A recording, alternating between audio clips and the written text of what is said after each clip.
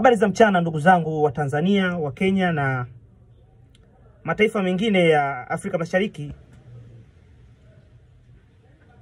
Jina langu ni Hamisi Nyoni, Mtanzania mzalendo kabisa.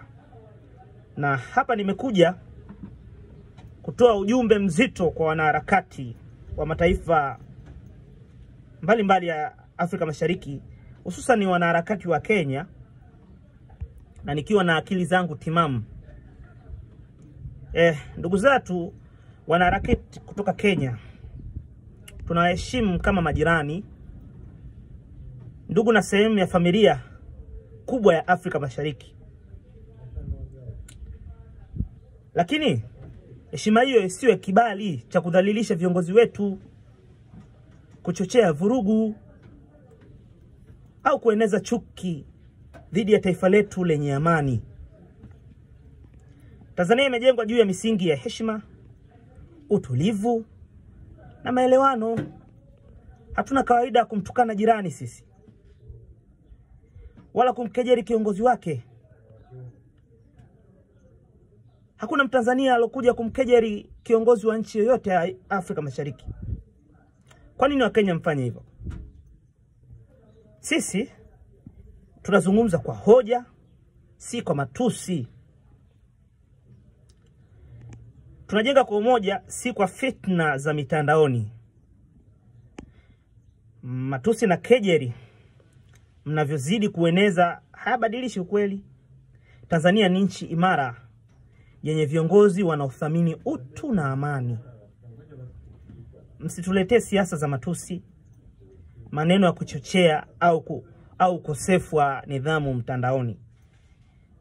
Hapa tunathamini heshima, nidhamu na udugu wa kweli. Amani yetu so udhaifu, ni urithi tulioulinda kwa hekima.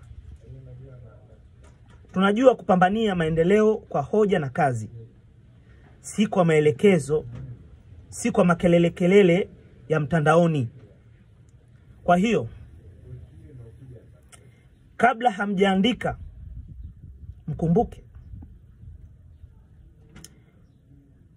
Kwa hiyo, kabla hamjaandika, mkumbuke. Nimerudia mara mbili. Mkumbuke. Si kila nchi inaweza kuvumilia uchochezi mnaoufanya bila kujali matokeo. Tunaonya kwa upendo, tunaonya lakini kwa uthabiti wa hali ya juu. Heshimuni mipaka. Heshimuni viongozi wetu. Na heshimuni amani yetu. Tanzania si uwanja wa vita ya maneno. Ni ardhi takatifu ya utulivu na maadili. Tumechoka na kelele. Sisi tunachagua kazi, heshima na maendeleo. Kumbukeni, wachochezi watapita, lakini Tanzania itabaki.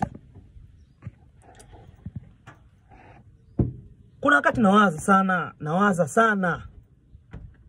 Hivi hawa wanaharakati wa Kikenya ni wafananishe na viumbe gani? Wafananishe na viumbe gani? Mpaka siku moja nikafikiria sana.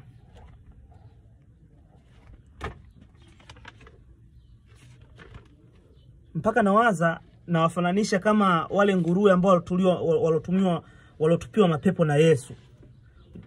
Wakakosa mwelekeo, wakaanza kukimbia. Ndo Wakenya hao. Kwa Wakenya mkome kutuvurugia amani ya taifa letu. Sisi sio mazwazwa. Tunajielewa sana. Msione watu wamekaa kimya tu hawajibu. Kwanza sisi sio kaida yetu tu kuanza kuwasema mataifa mengine. Ukimuona mtu yametokea kwao, akashindwa kuyasolve ya kwao, akaanza kuingilia na jirani, basi huyo mtu hana dira na hana mwelekeo kama mlivyo nyewe Wakenya. Kwa hiyo Wakenya mtukome sana, sisi wa Tanzania mtukome. Baada ya kusema hayo, nashukuru sana, asanteni sana kwa kunifuatilia. Wakenya tuwakatazi kuja Tanzania, karibuni sana, ila mtukome. Asante.